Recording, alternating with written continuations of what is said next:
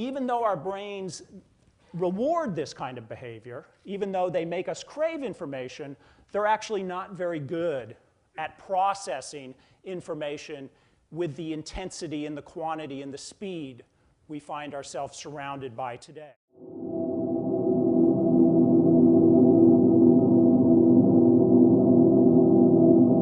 Multitasking to me means you're not focused on many things at any one time. A human's ability to do several things at once, it's a wonder of biology. It means we can eat a burrito while we walk down the street and listen to music and daydream about the weekend, all at the same time. Doing two things at once, like singing while you're taking a shower, is not the same as instant messaging while you're writing a research report. Don't fool yourself into thinking you're actually having a conversation while you write. You're switching your attention back and forth between two tasks quickly. You're juggling. And when you juggle tasks, your work suffers and it takes longer because switching tasks takes time. When your brain switches from one task to another, it takes up a whole new train of thought and you lose any momentum you had on the first task, which costs on the next switch. What multitasking seems to do is distract us into segments. Multitasking leads to stress. And stress, of course, leads to headaches, relationship problems, etc. We think we're getting more done. We think we're more productive, more efficient when we're multitasking. But that's a myth. Because we're not able to focus, truly focus on any one thing at a time. Therefore, it's like we're using just half a brain. Multitasking is a myth. Our brains can't do it. You simply become less efficient and more distracted, your error rate goes up 50%, and it takes you twice as long to do the same task. Dog, what's up? Danger and Company. Oh, hello, Mr. Cat. Your invoice number,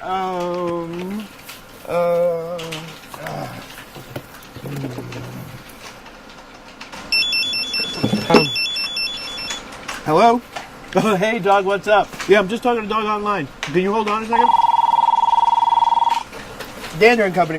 A recent study showed that employees who were interrupted while working on a task could take up to 25 minutes to get back to the thing that they started. Doggy dog. Hey, dog, what's up? Whitehead, I need that report. Dog, gotta go. Oh, sorry. Dog, gotta go. Dog, gotta go. Mrs. Cat. Mrs. Cat? Mrs. Cat? Whitehead? There's a fallacy out there that the folks that can multitask are more effective. There are times when it's just important to focus on one thing. I think we also need to give people permission to check out of the communications network temporarily to get things done. Because when you're always on, when you're always online, you're always distracted, right? And the brain rule is telling us that that is a very unproductive mode to be in. And so the always online organization is actually the always unproductive organization. High school kids who are constantly texting while they're chatting, while they're on Facebook, while they're doing homework, while they're listening to music, or they're sitting with friends while watching TV, while looking at some other websites, etc.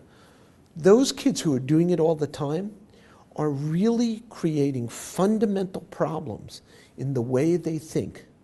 They are not able to think as well. They're not able to ignore the irrelevant.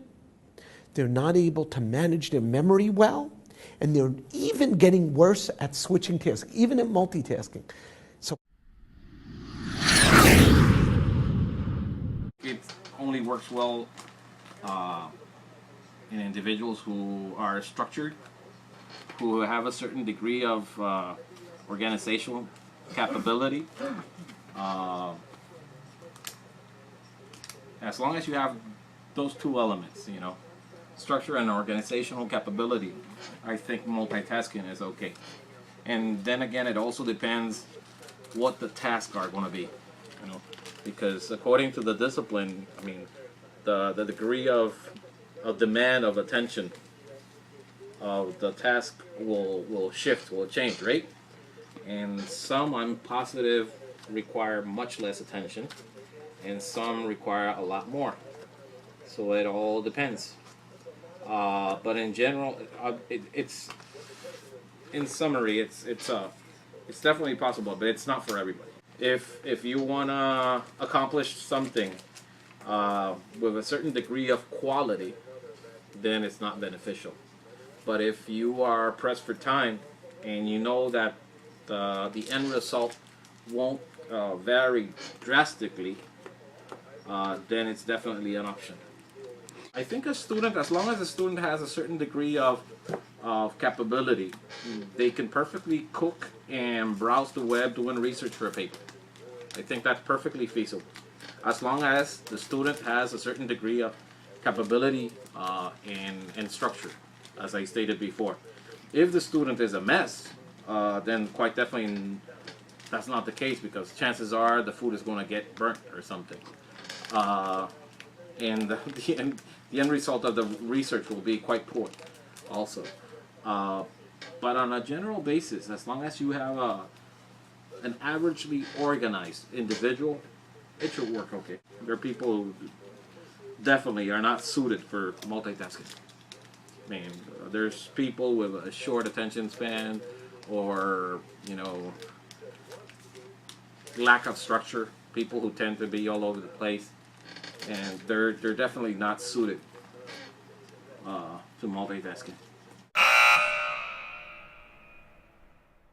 I'm a multitasker myself. I'm a designer. I'm always juggling different things. But on the flip side, I think that too much of anything isn't good for you. So I think it goes without saying that, like, if you just do too much multitasking or whatever, it can be harmful for you. But again, in moderation, I think it'll be cool. I don't have any problems with it.